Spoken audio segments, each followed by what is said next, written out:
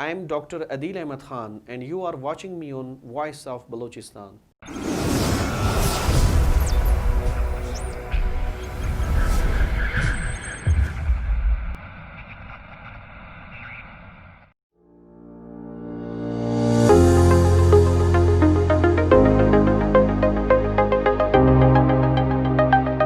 میرا نام ڈاکٹر عدیل احمد ہے. کرنٹلی میں as a medical officer medical emergency response team کا ایک حصہ ہوں اور ہم کوشش کر رہے ہیں کہ فرسٹ رسپانس پہ ہی لوگوں کی جان بچائی جائے. ہم تک جب پہنچتی ہے اطلاع کہ کوئی اس تکلیف میں ہے, کوئی پریشانی میں ہے, اسے فرسٹ ایڈ کی سپورٹ کی ضرورت ہے, تو ہماری پوری ایک ٹیم ہے جو اس کے لیے کام کر رہی ہے دن رات 24 گھنٹے. تو میں ایز اے میڈیکل آفیسر وہاں پہ اپنی ذمہ داری سر انجام دے رہا ہوں. ایجوکیشن کے حوالے سے میں یہ کہنا چاہوں گا کہ جس اسکول سے میں نے سٹارٹ لیا تھا تو بیٹھنے کے لیے ڈیسک تو دور کی باتیں ہمارے پاس سٹارٹ بھی نہیں ہوتی تھی, اور جو یونیفارم ہوتا تھا وہ میرا سال میں ایک ہی بنتا تھا. عید کے دن جب میں یونیفارم کلر کے کپڑے پہنتا, کیونکہ گھر کی طرف سے انسٹرکشنز تھی کہ عید کے لیے جو ڈریس آپ کا بنے گا وہ آپ کے سرکاری اسکول کا یونیفارم بھی ہوگا. تو بعض دوران بچے ہنستے بھی تھے کہ عید کے دن بھی آپ نے اسکول جانا ہے, تو مذاق میں ٹال دے رہا تھا کہ جی ہاں اسکول کی یونیفارم سے بڑی محبت ہے. جب میٹرک کلاس میں پہنچا تو یہ کوشش ہوتی تھی کہ چلو یار غربت کا شکار رہا ہوں, بابا نے بڑی محنت سے پالا ہے اور پڑھایا ہے, تو کوشش ہوگی کہ ہر عید پہ, خود تو نہ پہن سکا, ہر عید پہ کوشش کروں گا مختلف کلرز کے کپڑے دوسروں کو پہناؤں گا.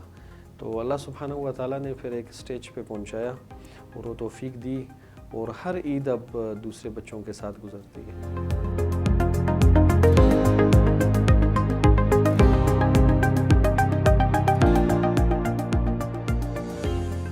مینٹل ہیلتھ کے حوالے سے آپ نے سوال کیا ہے. ہمارے باڈی میں جتنے بھی سسٹمز کام کر رہے ہیں, اگر ہم سیل لیول سے سٹارٹ کریں تو سیلز مل کے ٹیشوز بنا رہے ہیں, ٹیشوز مل کے آرگنز بنا رہے ہیں, آرگنز مل کے سسٹم بنا رہے ہیں, اور وہ تمام کے تمام سسٹمز جو کنٹرول ہو رہے ہیں وہ نروس سسٹم سے. اور یہ ایک چھوٹا سا پوائنٹ, اس کی اہمیت زیادہ ہے, میں نے اس لیے تھوڑی سی بات کی. تو مینٹل ہیلتھ بہت زیادہ ضروری ہے, کیونکہ آپ کے پوری کی پوری باڈی جو کنٹرول ہو رہی ہے وہ آپ کے نروس سسٹم سے ہو رہی ہے. اب اگر ہم نروس سسٹم کے ساتھ مینٹل ہیلتھ کی بات کرتے ہیں اور پھر ہم فزیکل ہیلتھ کی بات کریں گے, تو اگر مینٹلی آپ سٹیبل ہیں تو اس کا مطلب فزیکلی سٹیبل رہنا آپ کے لیے بہت آسان ہے. اگر آپ مینٹلی سٹیبل ہیں, وقت پہ کھانا کھاتے ہیں, وقت پہ آپ پانی پیتے ہیں, وقت پہ آپ واک کرتے ہیں, وقت پہ آپ ریسٹ کرتے ہیں, تو فزیکل ہیلتھ تو آپ کی پھر بہت زبردست ہے. لیکن مینٹلی آپ ڈسٹرب ہیں, آپ کے پاس کھانے کے لیے سب کچھ ہے, پینے کے لیے سب کچھ ہے, پہننے کے لیے اچھا ڈریس ہے, لیکن آپ مینٹلی ایکٹیو نہیں ہیں, آپ ڈپریسڈ ہیں, تو سب کچھ ہونے کے باوجود بھی آپ کے پاس کچھ بھی نہیں ہے. لیکن مینٹلی جب آپ اچھے ہیں, آپ سٹیبل ہیں, تو آپ کے لیے فزیکلی ایکٹیویٹیز میں حصہ لینا کچھ مشکل نہیں ہے.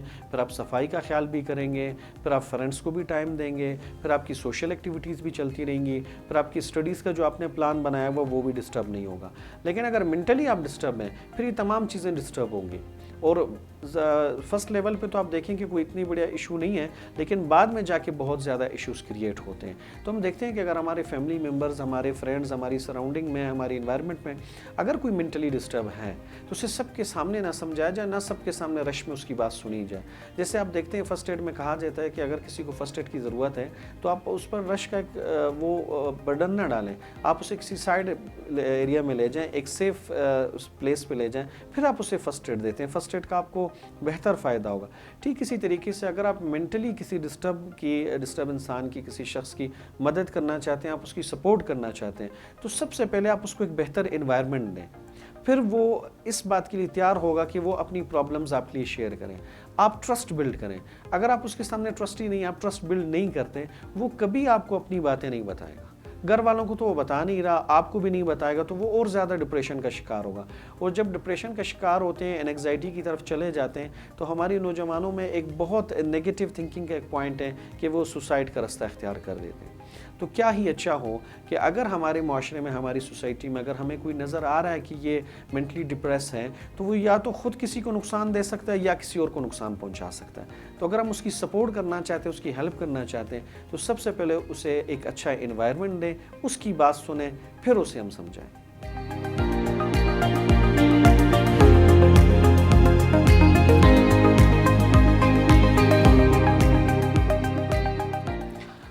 तमगा सदारत medal of the merit boy scouting association से मैंने क्लास 8 में ही रजिस्ट्रेशन ले ली थी। हमें बताया गया था स्कूल में कि बॉय स्काउटिंग एसोसिएशन एक इदारा है, एक पूरा एक इसका साइकिल बना हुआ है इंटरनेशनल लेवल पे, नेशनल लेवल पे, डिवीज़न लेवल पे, डिस्ट्रिक्ट लेवल पे और लोकल लेवल पे। स्कूल की हद तक तो हमें चीज़ें इतनी ज़्यादा क्लियर नहीं होती थी, लेकिन जब हम बाकायदा एसोसिएशन का हिस्सा बने, कैंपिंग की, एडवेंचरिंग की तरफ गए, दूसरों की खिदमत की तरफ गए, आप इस खिदमत की स्टैंडर्ड का अंदाज़ा इस बात से लगा सकते हैं कि एक 7 साल का बच्चा बड़ी मुश्किल से गिलास को सही तरीके से ग्रिप कर सकता है, बड़ी मुश्किल से अपने शू पॉलिश कर सकता है। उस बच्चे को ला के आप कैंप का हिस्सा बनाते हैं, ना सिर्फ ये कि वो अपनी केयर करता है, वो दूसरों की खिदमत का अहद भी करता है कि मैंने खुद तो अपने काम करने हैं, लेकिन रोज़ाना मैंने इतनी नेकियां करनी है लोगों के साथ। तो 7 साल से आप स्टार्ट लेते हैं, फिर आप एक लेवल पे आते हैं, लीडर बन जाते हैं और आपका वही जज्बा होता है कि मैंने दूसरों की खिदमत करनी है। हमारा जज्बा तो यही होता है कि हम दूसरों के लिए जीते हैं। तो इस जज्बे को लेकर हम आगे गए, शायद वो चीज़ें सामने आई, लोगों ने नोट किया, तो फिर रिकमेंडेशन हुई। जब वो तमगा मिला तो बड़ी खुशी थी कि एक ऐसे बच्चे को तमगा मिलने जा रहा है जिसके वालिद ने बरूरी रोड और सब्ज़र रोड पे पत्थर तोड़ के अपने हाथों पे छाले सजाकर गरम नवाला हम तक पहुंचाया। तो ये बड़ी खुशी का मौका होता है और शायद मैं इजहार ना कर पाऊँ, शायद मैं अल्फाज की वो तर्जुमानी का तजर्बा नहीं रखता, लेकिन उस तमगे से ज़्यादा खुशी उस वक्त मिलती थी जब लोगों की दुआएं हमारे साथ होती थी। जब हम किसी को थोड़ा सा रिलीफ देते थे, किसी को सपोर्ट करते थे, तो वो हाथ उठा के दिल से दुआएं देते थे और उनकी जो फेशियल एक्सप्रेशंस होती थी वो हमारे लिए तमगा सदारत से ज़्यादा होती थी। फिर जब आप स्काउटिंग में एक लेवल पे पहुंचते हैं, एक्सपीरियंस होता है, लीडरशिप के कोर्सेज करते हैं और दूसरों को वो कोर्सेज कराते हैं, तो फिर मेडल ऑफ द मेरिट के लिए आपकी रिकमेंडेशन होती है। तो ये अल्लाह सुब्हानहू व तआला के मैं बहुत शुक्रगुजार हूँ कि मेरे रब ने इस काबिल समझा और इन इनामात से मुझे नवाजा।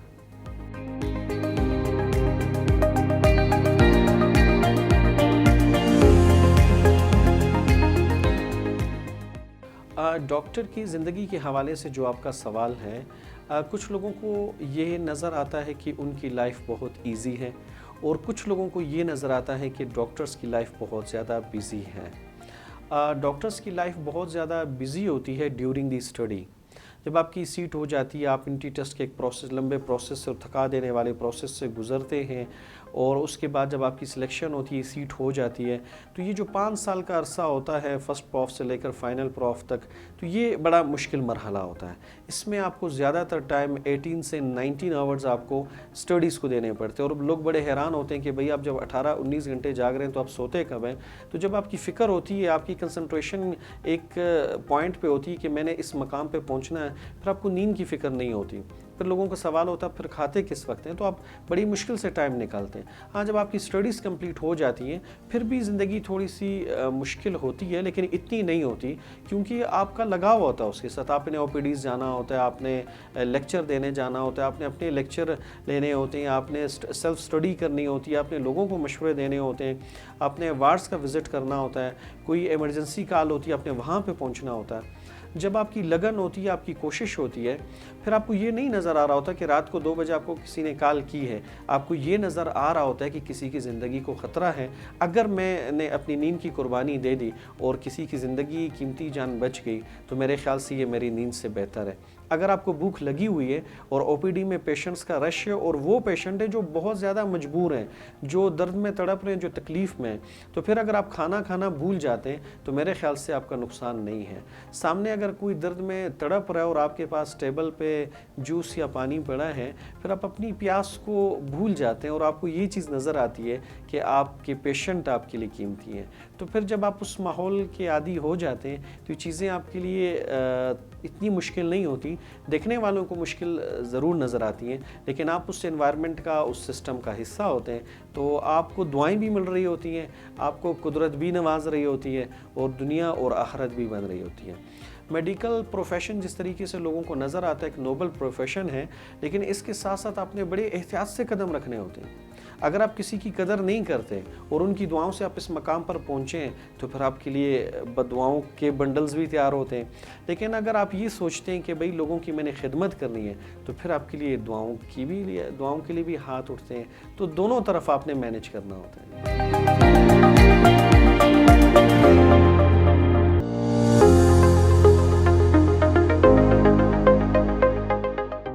فیوریٹ بک کے حوالے سے بڑا انٹرسٹنگ سوال ہے. میری فیوریٹ بک ویسے تو بہت سی بکس ہیں.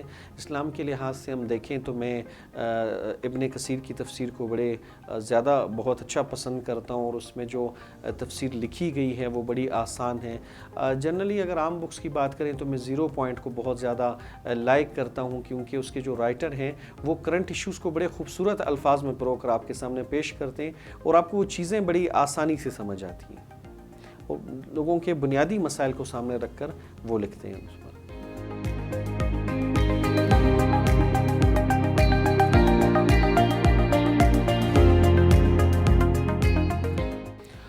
اسٹوڈنٹس کے لیے بڑا مشکل ہوتا ہے جب وہ ایک کلاس سے دوسری کلاس کی سفر کی ابتدا کرتے ہیں, تو ان کے لیے بڑا مشکل ہوتا ہے سبجیکٹس کی سلیکشن کا, ان کے لیے بڑا مشکل ہوتا ہے فیچرز پلانز بنانا, ان کے لیے بڑا مشکل ہوتا ہے نوٹس اور کتابوں کی سلیکشن جب وہ ایک نئے ماحول میں جاتے ہیں. اگر میں سرکاری اسکولوں کی بات کروں, آپ میٹرک تک اردو میڈیم میں ہوتے ہیں, جب آپ ایف ایس سی میں آ جاتے ہیں تو انگریزی میں تمام کتابیں ہوتی ہیں.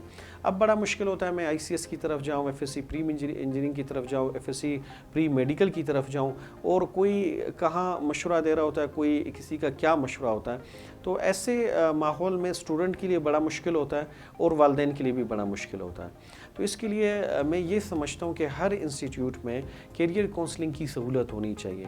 جب اسٹوڈنٹ آپ کے پاس آتا ہے پریشانی کے عالم میں, وہ پوچھنا چاہ رہا ہوتا ہے, اس کے بہت سے سوالات ہوتے ہیں. بعض دوران میں نے یہ بھی دیکھا کہ والدین بھی اسٹوڈنٹس کو بٹھا کے ان سے نہیں پوچھتے کہ آپ کا فیوچر پلان کیا اور آپ کا انٹرسٹ کیا ہے. اگر اس نے جانا ہے میڈیکل فیلڈ میں اور اسے کہا جا رہا ہوتا ہے آپ انجینئرنگ میں چلے جائیں, تو بہت زیادہ مسائل پھر پیدا ہوتے ہیں. اس کے لیے یہ ضروری ہوتا ہے کہ ہم بچوں کو بٹھائیں, ان سے مشورہ کریں, ان کی بات کو اہمیت دیں, کیونکہ اسٹڈیز تو انہوں نے کرنی ہے, فیوچر پلان تو ان کا ہے اور فیوچر بھی انہی کا ہے. تو ہم ان سے کیوں نہ مشورہ لیں کہ آپ کا فیوچر پلان کیا ہے. اس لحاظ سے پھر ہم دیکھیں کہ وہ کتنے گھنٹے پڑھ سکتا ہے, کون سی انسٹیٹیوٹ ایسی رہے گی جو اس کے لیے مناسب ہے, گھر سے اس انسٹیٹیوٹ تک کا فاصلہ کتنا ہے. ایسا نہ ہو 3 سے 4 گھنٹے وہ فاصلہ طے کر کے جائے, نہ وہ بہتر طریقے سے کلاس لے سکتا ہے, نہ وہ گھر آ کے ریسٹ کر سکتا ہے, اور نہ وہ بہتر طریقے سے ٹیوشن کی کلاسز اٹینڈ کر سکتا ہے. تو جب آپ کسی کا ایڈمیشن کرا رہے ہیں کسی کلاس میں, تو اس سے پہلے پورا ایک پلان بننا چاہیے تاکہ وہ بچہ وہی بنے جو آپ کی سوچ ہوتی ہے.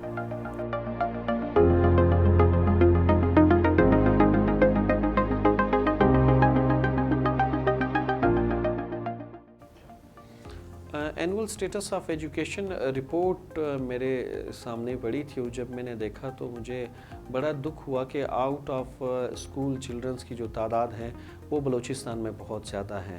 پھر دوستوں سے مشورہ کیا, کچھ انیشیٹوز لیے ہم نے, اس کے ساتھ ساتھ انہوں نے ایک مشورہ لیا کہ آپ اپنے الفاظ کو, اپنے جذبات کو ایک سانگ میں لے کے آ جائیں. تو آؤ بچوں اب مل کر اسکول جانا ہے.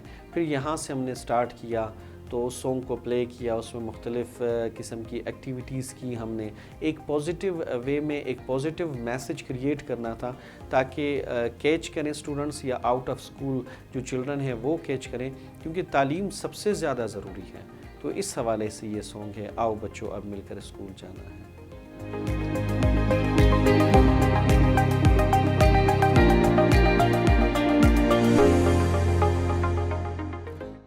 میں یہ کہنا چاہوں گا کہ بلوچستان کی یوتھس میں بہت زیادہ پوٹینشل ہے. بعض دوران یہ سوچا جاتا ہے کہ ہم تعلیم حاصل کریں گے تو کیا ہمیں نوکری ملے گی یا نہیں. تو میں یہ کہنا چاہوں گا کہ ہم نوکری کے لیے نہ پڑھیں, ہم علم کے لیے پڑھیں. جب آپ اچھا علم حاصل کرتے ہیں, جب آپ اپنی کتابوں کے ساتھ اچھی دوستی کرتے ہیں اور ان کتابوں کا حق ادا کرتے ہیں, تو آپ کو نوکری کی تلاش کی ضرورت نہیں پڑتی. آپ کو خود لوگ تلاش کرتے ہیں کہ آپ کی ضرورت ہے. ایسی بہت سی ایک دو نہیں کئی مثالیں ہمارے پاس موجود ہیں. تو جس کورس میں بھی ہم ایڈمیشن لے رہے ہیں, ہم اس کورس کا حق ادا کریں. ہم صرف diploma oriented, certificate oriented, degree oriented نہ رہیں, ہم نالج اورینٹڈ رہیں. ہم یہ جذبہ سامنے رکھیں کہ ہم نے علم حاصل کرنا ہے, اور اس لیول کا علم حاصل کرنا ہے کہ دنیا کی کسی بھی میدان میں, دنیا کی کسی بھی پلیٹ فارم پہ مجھ سے جو ٹیسٹ لیا جائے گا, اس ٹیسٹ میں کامیاب ہو جاؤں, اور میں کامیاب ہو سکتا ہوں. میں اکثر نوجوانوں کو دیکھتا ہوں کہ وہ 10-15 سالہ تعلیم یا 16 سالہ تعلیم کے بعد وہ ٹیسٹ دینے کے لیے پریشان ہوتے ہیں کہ اس ٹیسٹ میں کیا ہوگا. ان کے پسینے چھوٹ جاتے ہیں. تو جب آپ نے پڑھا ہے اچھے طریقے سے، جب آپ نے کتابوں کا حق ادا کیا، آپ نے کلاس کا حق ادا کیا، تو میرے خیال سے نہ تو آپ کو ٹیسٹ کے لیے پریشان ہونا چاہیے اور نہ ہی آپ کو نوکری کے لیے. مواقع بہت ہیں، ہمیں تلاش کرنے کی ضرورت ہے. ہاں، اس کے ساتھ ساتھ ہمارے نوجوانوں کی رہنمائی کی ضرورت ہے. جب آپ ان کی رہنمائی کریں گے، انہیں ایک پلیٹ فارم دیں گے، انہیں ایک سائبان دیں گے، تو انشاءاللہ دوسروں کے مقابلے میں ہیں